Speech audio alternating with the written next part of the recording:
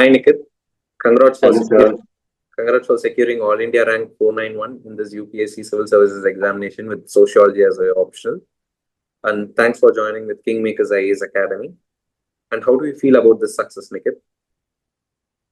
To be very honest, I don't think that we are yet successful. Our success would depend on our contribution to our country and how would we help in achieving the goal of 2047 as our Honorable Prime Minister has envisaged. True, Nikit.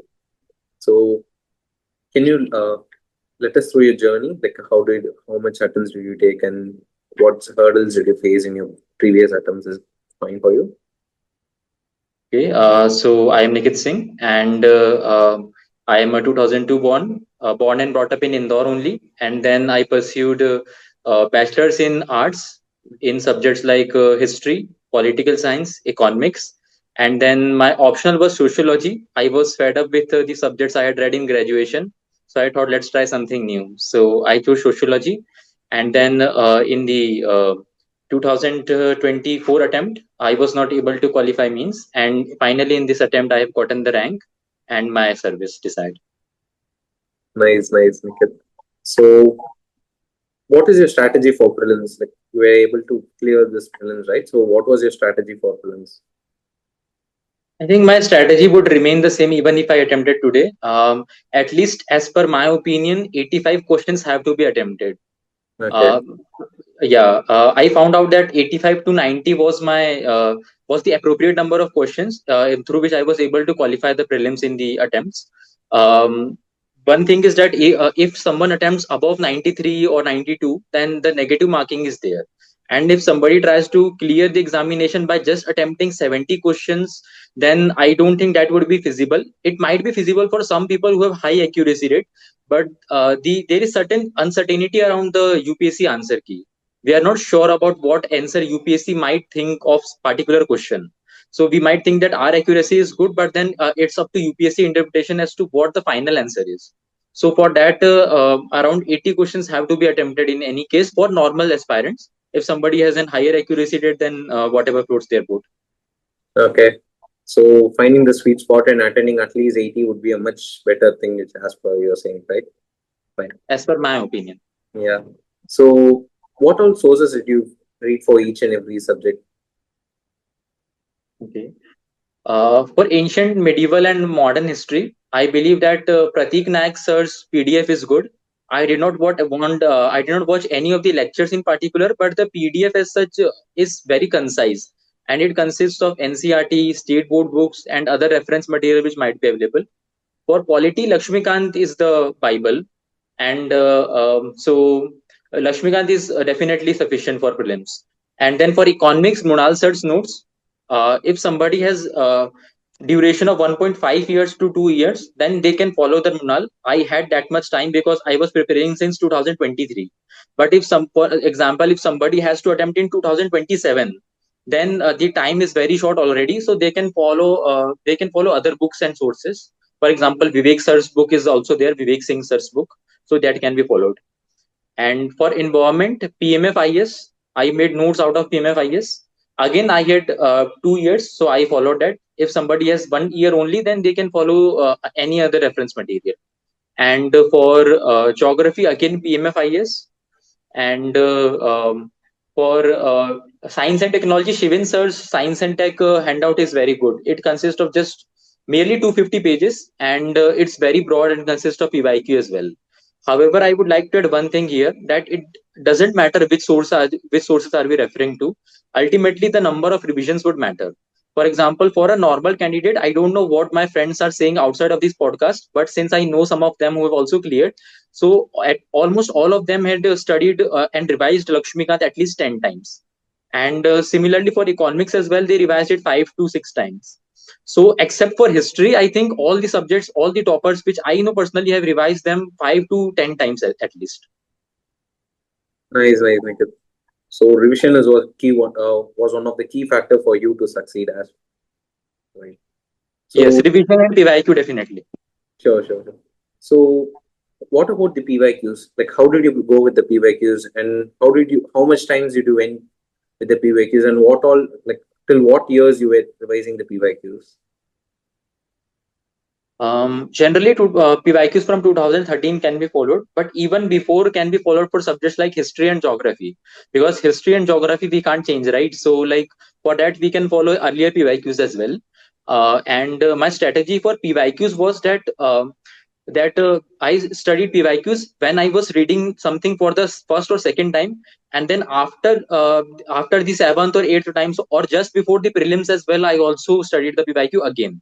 For example, if I'm a new aspirant and I am reading Panchayati Raj institutions or biotechnology, then I would complete the topic from reference material, and then again I would look at the PYQs and I would try to solve them.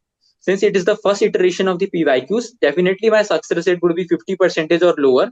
We don't have to be hatash or something, or we have to give at least a try to the PYQs. And after the first time, we have to keep on revising the syllabus. And before any test series or before any actual prelims, again the PYQs can be looked after. So we have to look after PYQs just after the first iteration of our syllabus and just before the last iteration as well. Nice, Nikit. So I just wanted to ask about the main strategy since the mains is getting on. So what was your main strategy and how did you go with each and every subject? So let's start with essay. So how did you prepare for essay and what was your key things which made you outstand from other aspirants? My essay score is particularly good, probably like more than AIR 1 to 5 this year. So essay was lucky for me. My trick was that I used to write essays. There are two essays generally. So for first essay, we can follow an anecdote in introduction from any novel, from any story.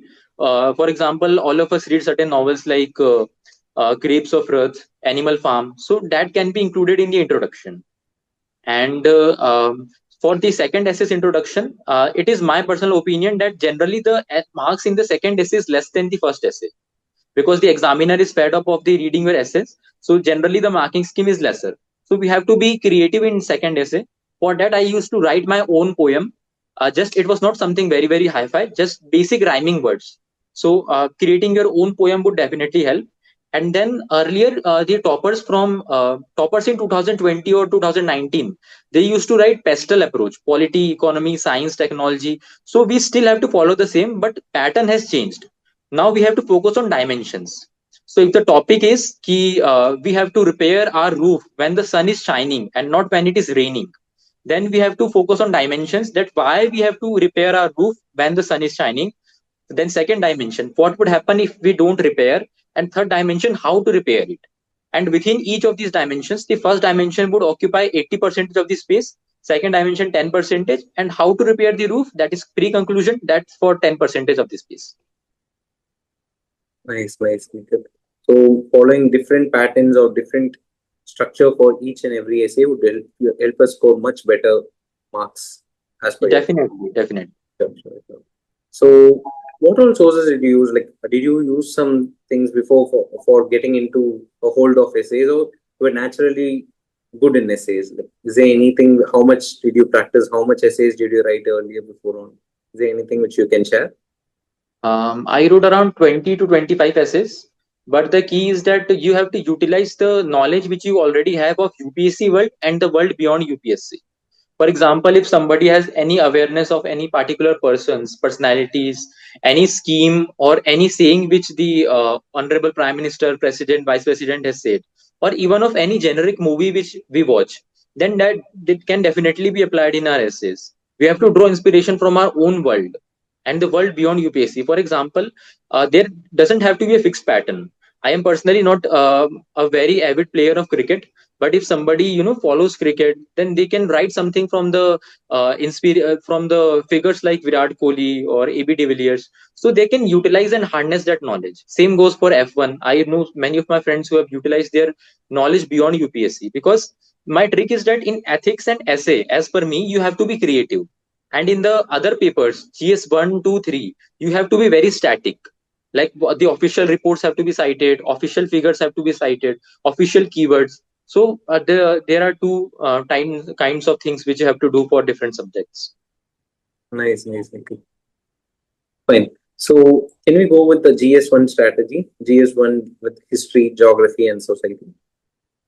For society, I had sociology optional, so I had not studied much. Okay. For history, we can just extend the prelims part. We can learn to create diagrams for arcuate architecture, trabeate architecture, and then any other things which might be there.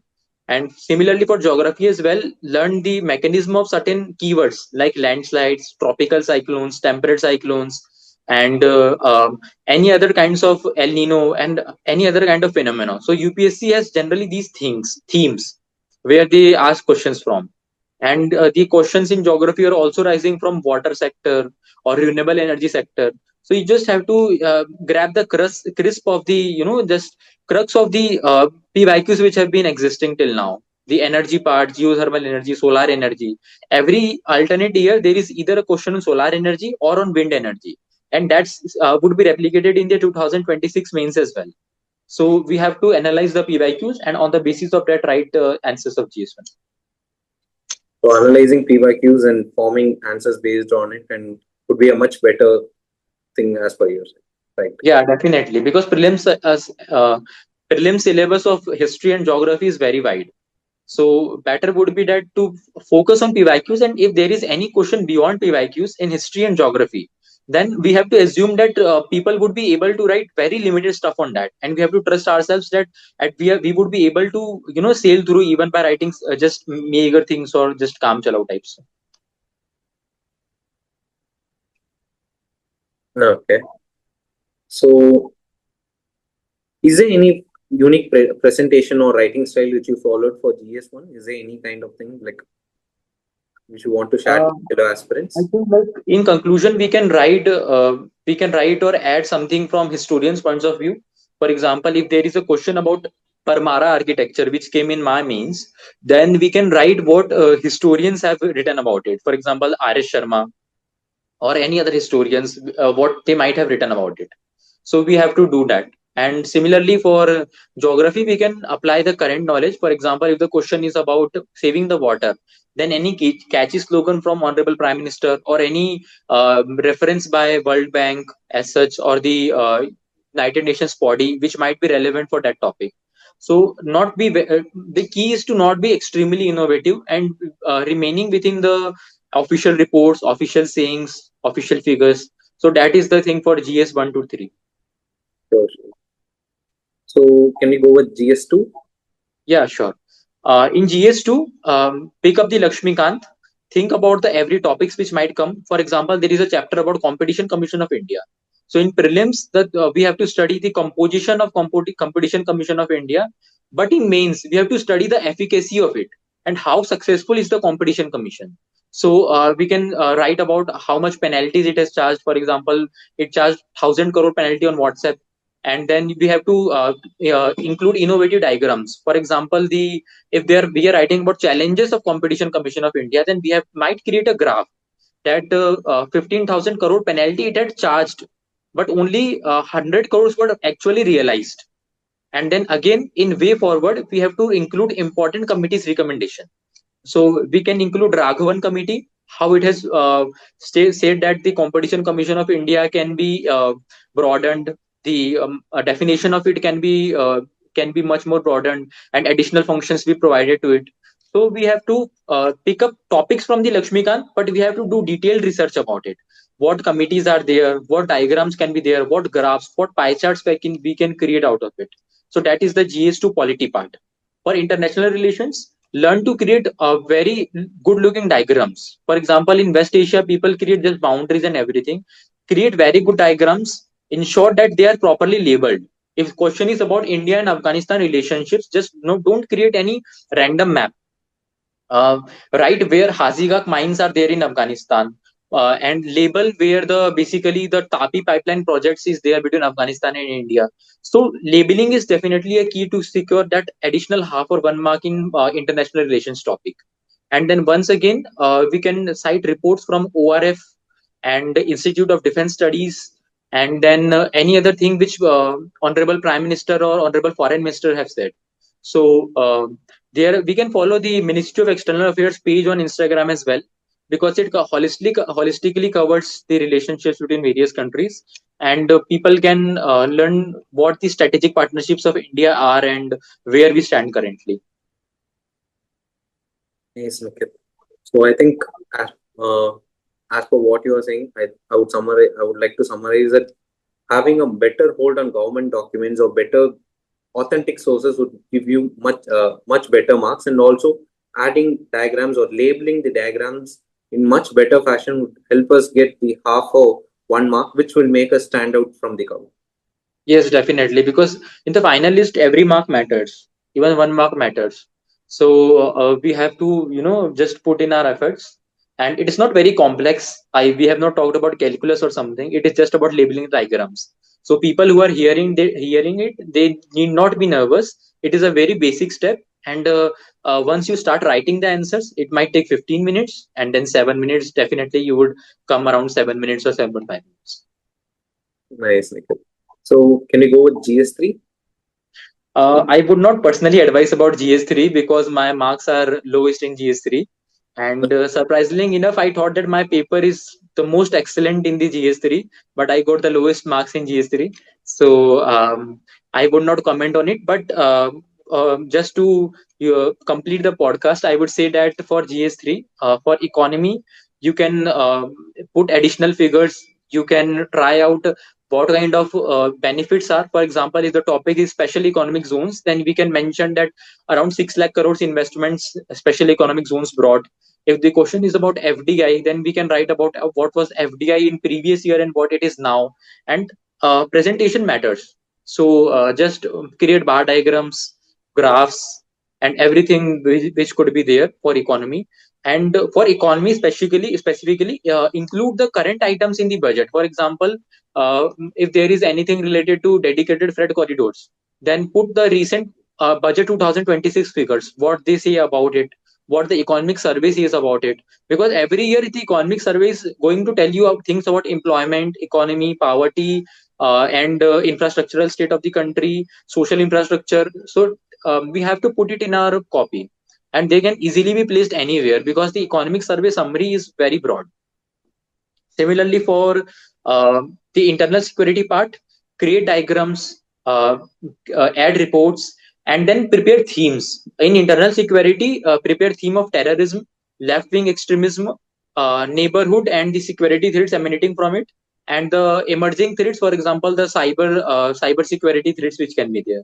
Around 4 questions are asked in from the internal security, and I'm damn sure that 3 questions out of 4 would be out of 6 themes which we have to read. That is the LWE, terrorism, neighborhood, cybersecurity, emerging partnerships. So that would be the crux of internal security. Similarly, for agriculture as well, 4 questions would be asked, and out of 4, the 3 again would be around the themes like minimum security, minimum support price. It would be out of infrastructural support in the agricultural sector.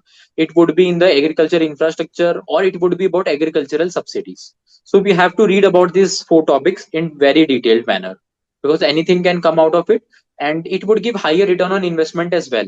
Because if we study world history, only 1 question in GS1 would come. But if we study agriculture, then 4 questions in GS3 would come, and 2 questions in GS1 might come as well. So there is 6 questions in half of the efforts of world history. So focus on higher ROI sectors like agriculture. Nice, Nikhil. So what about science and technical? So it's kind of dynamic, and people find it Yeah. difficult in certain cases. Science and technology, we can definitely not do much, but we can focus on current affairs. So if there is a mission over Mars, or if there is Hubble telescope is there, or James Webb telescope is there, so we have to focus on what is their finding. And similarly, for what is the Zaksha mission, what is the Nisar mission. So just read about the current affairs which have been from the last prelims to this mains, and the questions which would be picked from there, it would be picked from there only. We don't need to focus on too many things, because our syllabus would be left if we focus too much on frivolous things. So just read the most important topics which have been happening in science and technology, and that is much more, like that is more than enough. Nice, Nikhil. So can I go with GS4? Yeah, sure. In GS4, we need to be again creative. There are 2 parts: the theory part and the case study part. For the theory part, we have to focus on PYQs definitely. We have to include ethical terminologies. For example, deontology by Kant or utilitarianism by Mill. We have to apply the theories. And then in the theory part, we also have to be innovative.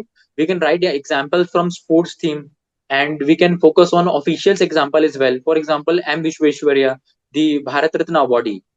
He used to keep two separate candles for his office work and for his work and for his personal uses. So that can be used for integrity. And then we can create diagrams. For example, the Venn diagram of thought, speech, and action can be emulated. It is emulated by all the toppers, but still it is not redundant. The newer aspirants can draw it as well. And in the theory only, there is a second part, which is about work culture and governance. So they are going to talk about citizen charter, social audits, and efficacy of the workplace culture will exist. So we have to create certain bullet points notes for it. For example, if the topic is citizen charter, then what is the need of it? We can give examples of railways, mission railways Satyanishta for the citizen charter. We can apply the example of election commission citizen charter. We can write the way ahead that there is a need for say separate charters law, or the separate statutory act needs to be there. So just create your handouts based on the previous year questions, because in any subject the 70% of the question would come out of PYQ only. And this was the theory part. For the case study part, we have to create innovative stakeholder diagrams. We have to include all the stakeholders in the diagram. For example, in the case study as well. For example, if there is case study about a dispensary which is charging the poor people money for medicine, which should be given to them for free, then we have to write about all the stakeholders. For example, the administration, the poor people, dispensary head, CMO, and the social part of it, for example NGOs and everything else. And we have to create the pros and cons as well as analyze them in such a manner that they are holistic. In ethics you have to be very fast, otherwise the your exam, the time is very scarce, only 3 hours is there. So half hours is to be provided to the 1.5 hours is provided to the case study, and another 1.5 to the theory part. And if there is any slight mismatch of 2 or 3 minutes or more than that, then it would be very burdensome for the aspirants, because their paper might not be get completed. So, is there any other strategy, like how to, since as you said, the paper completion is much difficult in ethics. So, how you would have faced difficulties in your initial phases? Like, how did you overcome it? Was there any particular thing which you followed to overcome the time lag? And also, how do you go with the introduction and conclusion part? Since it is introduction and conclusion part in ethics is much more valuable than many other things, right? Firstly, in the about time completion strategy, we have to be honest with ourselves that in the starting we would take much more time. For example, the my first paper of ethics which I wrote, I it took me almost 3 hours 50 minutes, and then in the second paper it was again 3 hours 40 minutes, and in the third full length test I think it went even more rather than reducing. It went 4 hours. So after the fourth paper, I gradually started increasing my font size. I did not compromise on content, but then I was able to complete it in 3 hours 30 minutes. Then gradually in the fifth paper, 3 hours 15 minutes, and then in the seventh, eighth, ninth, 10th paper, it used to get completed in the 3 hours, or even before it, because since one has already written 10 mocks or 12 mocks of one subject, then it automatically becomes habitual to that person, that it become that the paper gets completed on time or before it. No. Okay. So, can you say something about introduction and conclusion? Yeah, sorry. In the introduction part of ethics, we can, if there is a keyword there, for example, citizen charter is there or social audit is there, then define it. And then in the for the introduction part, we can also include the any keyword or quote which might be there. For example, the Honorable Prime Minister's statement on Civil Services Day, that we have to focus on the last person which might be standing, or the Gandhi's talisman which might be there. So we have to focus on all these things. And in the conclusion part, we can again be visionary. We can cite reports of Nolan Committee on ethics or integrity. We can cite any example, for example, that for Viksit Bharat, Samrit Bharat, that emotional intelligence in civil servants need to be there, or we can put keywords or quotes. For example, if the topic is about emotional intelligence, then Daniel Goleman sayings can be provided. So we have to prepare that beforehand. 3 hours is more than enough between prelims and mains to cover all of this. You don't need to study for 1.5 years or 2 hours before it. In fact, all of my friends which have cleared as well, the most part which they had studies was between prelims and mains for the mains part or GS part. Right. So students who are clearing prelims this time in 2026 attempt should not fear and let go of the attempt. Rather than they should be focusing on the available time, that is the remaining 3 months, and focus on their mains. Yeah, the current time is more than enough. And if we think that there are only 2.5 months or 3 months, then trust me, even if somebody gives you 6 months or 7 months for the mains, then what the things which we have to read, they would only pile up. There is no completion or end to the main syllabus. You just have to be in haste. You just have to write 10 test series of every GS or optional which is there. And then you have to have full conviction in yourself and God that you would sail by. Otherwise, there is no end to the UPSC syllabus, neither for prelims nor for mains. Right, right. So what about sociology? As you said, you chose sociology because you were frustrated about the earlier subject. So Yeah, what made you like sociology, or is there anything which made you feel that sociology was my subject after few years, after a few months of studying sociology? I think it was very much related to the society, and what we have to read is linked to the current society only. For example, village, religion, community, culture. So I thought that it would be better that if I read the sociology part. Anyways, if I am going to foreign services, then PSIR might not be the best option because training would be provided. So what I chose, why I chose sociology was because it kept me grounded with the actual realities of our country, and it was easier to learn with much more broader resources than any other option. So that is why I chose sociology as an optional. And the the strategy for UPSC sociology part is that uh, treat PYQs as Bible in itself. Around 95 questions in any optional are repeated, at least in humanities optional. So what you have to do is add more keywords, add more thinkers, add more concepts as well as terminologies, and do PYQs not just from 2013 or 12, but even before that. PYQs of even 2000 can be, just even they can be practiced. And maintain two separate registers for paper one and paper two. So for PYQ part, you would be able to add anything new if you see as well. So that would be the sociology strategy, and be liberal with respect to the concept linkages. If there is anything from paper two, for example, there is any Indian thinker like M.N. Srinivas or G.S. Gurye, you can write it in paper one. And if there is anything good in paper one, for example, some modern sayings, or for Parsons, what their theories, you can apply it in paper two as well. Be really eclectic in your approach. Nice. So is there any particular strategy which you followed for thinkers part of paper one and the fluid part of paper two? Since most these are some of the things which people feel difficult, right? I would say that watch free videos on YouTube and try to understand the concepts. So even if something comes out of the syllabus, then you won't get feared or anything like that. For example, people when they study Marx, they usually study historical materialism. They study forces and relations of production. And if in a day something comes up like commodity fetishism of Marx, so someone who has just done PYQs, they would get confused at what the UPSC has asked. But if somebody has done proper understanding of the concepts through YouTube or through any free resources, then they would find out that commodity fetishism is very much linked to the forces of production or the relations of production. So that is just another name with slight variation in the concepts. So they can get easily more scores than anybody else. So focus on the concepts as well as PYQ. 80% is time to the PYQ and 20% to the concepts would definitely help. Nice.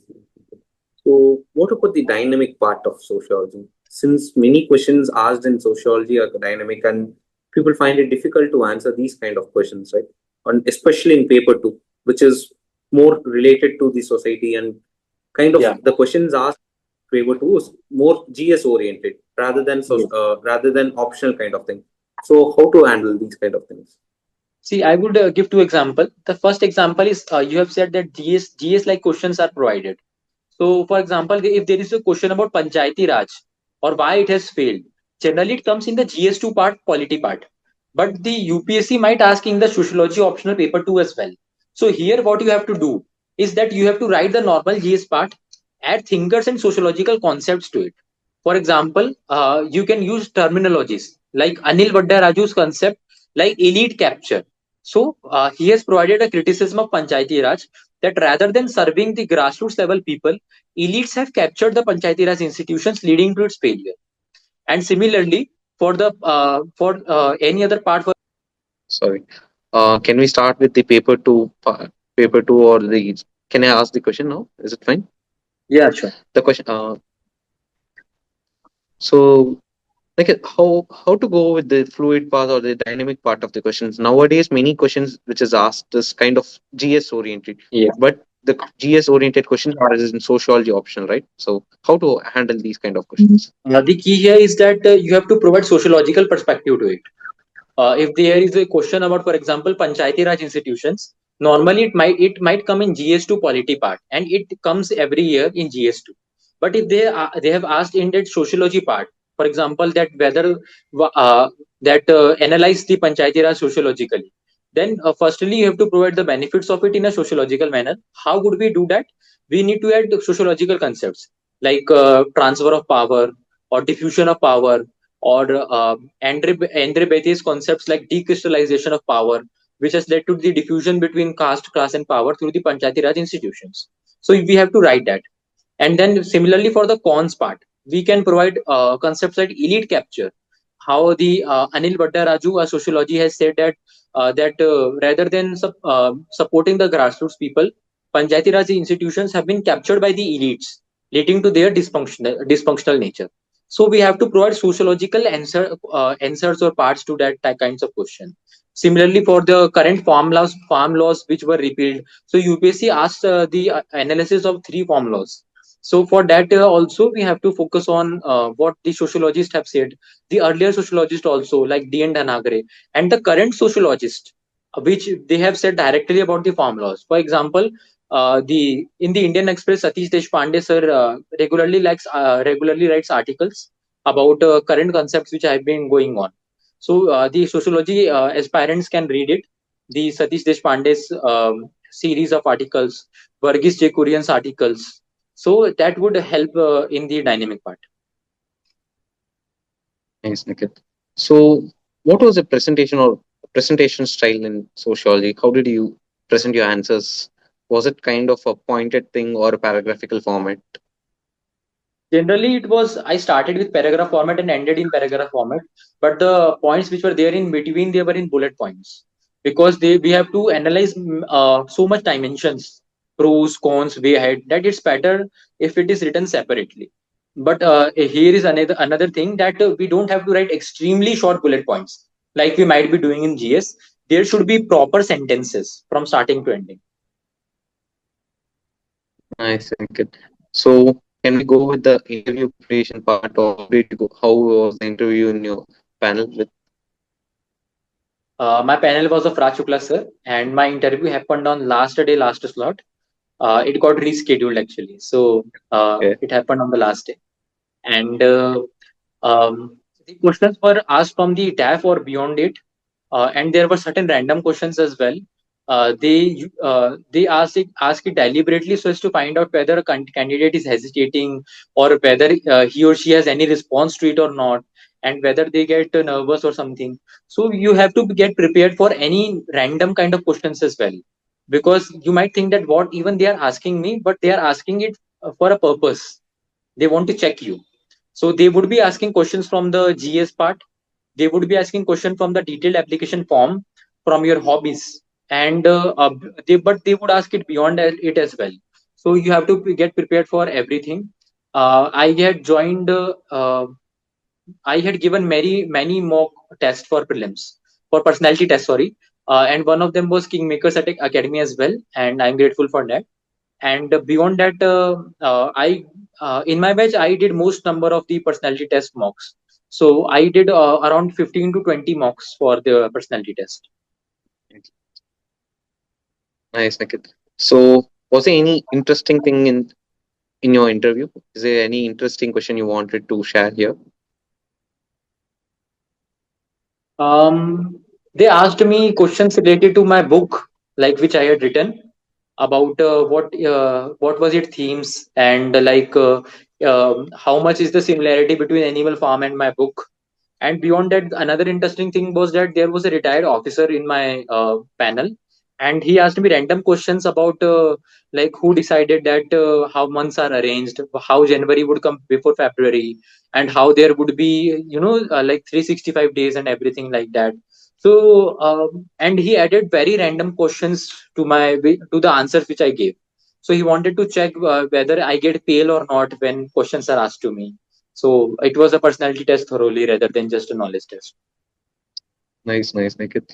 So, finally, can you give some thoughts about the 2026 aspirants who are giving mains now, and also for the 2027 aspirants who are going to give prelims? My thought would be that the nature of paper has remained static to some extent, that it is unpredictable, and questions are asked from the topics like history, economics. But at the same time, it has changed because certain HR type question, human resources type questions have been asked as well. And you have to get hold of the new syllabus which is being asked. And for example, the new HR questions or the new broadened history part questions, for example, the random Rigveda questions which they are asking. So you have to get ready for it. And my recommendation would be that since we can't change the UPSC, we have to change ourselves. And we need to give mock test in very varied situations. If your center doesn't have any AC or even have a fan, then it's highly recommended that in your home as well you stop AC or fan or whatever you have, and write paper without it, because we don't know what kind of center would we get. So in an ideal situations it should have been provided, but we can't change everything, so we have to adapt. And further uh, for the new kinds of part, for example, the current affairs is getting important. So we don't have to leave the static part, but we have to focus on current affair parts very well. For example, the current kind of questions related to the corps, battalions, or the various United Nations missions, they have been coming in the various magazines of various institutes for past 1 years. So they were not random. Definitely one did not expect it. Even I did not, and even I would not have been able to answer it, but it was there in the coaching magazines of past 1.5 years. Nice, Nikit. So, it was great interacting with you, and thanks for joining with Likewise. Kingmakers IAS Academy, Nikit. Thank you very Thank much. you. Thanks. Okay. Have a great